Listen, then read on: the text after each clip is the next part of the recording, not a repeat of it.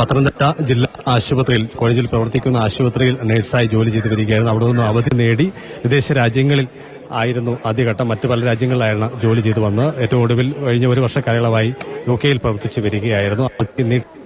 ഭാഗമായി ബന്ധുക്കളെയും കുടുംബാംഗങ്ങളെയും ഒക്കെ സന്ദർശിച്ച് ഉള്ള മടക്കയാത്രയാണ് ദാരുണമായ അപകടത്തിലേക്ക് കാര്യങ്ങളെ എത്തിച്ചത്.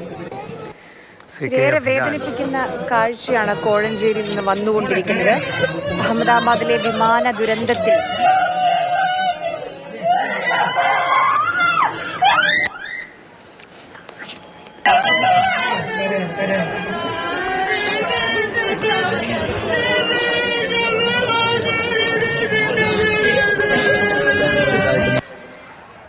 സങ്കടകരമായ കാഴ്ചകളാണ് വരുന്നത്.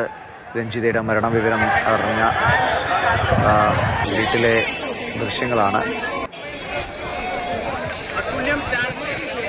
രാജ്യത്തെ സംബന്ധിച്ച് ഞെട്ടലുണ്ടാക്കിയ ഒരു അപകടമാണ് അല്പം സമയം മുൻപ് ഏകദേശം 1:45 അഹമ്മദാബാദിൽ നടന്നത്.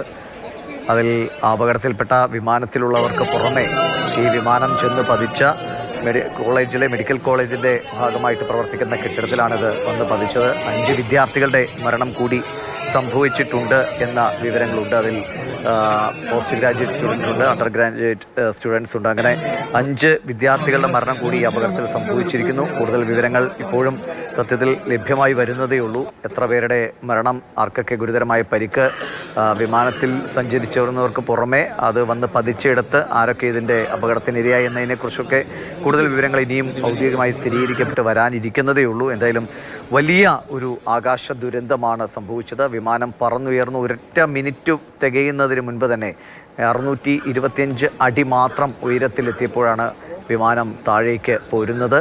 അത് താഴെയുള്ള റൺവേയുടെ ഇപ്പുറത്തെ ഭാഗത്ത് പറന്നുയർന്ന് കുറച്ച് മീറ്ററുകൾ പിന്നിട്ടപ്പോഴാണ് ഈ അപകടം. PM കോളേജിൻ്റെ ഭാഗമായിട്ട് പ്രവർത്തിക്കുന്ന കെട്ടിടത്തിൻ്റെ മുകളിലേക്കാണ് വിമാനം വന്ന് പതിച്ചത്.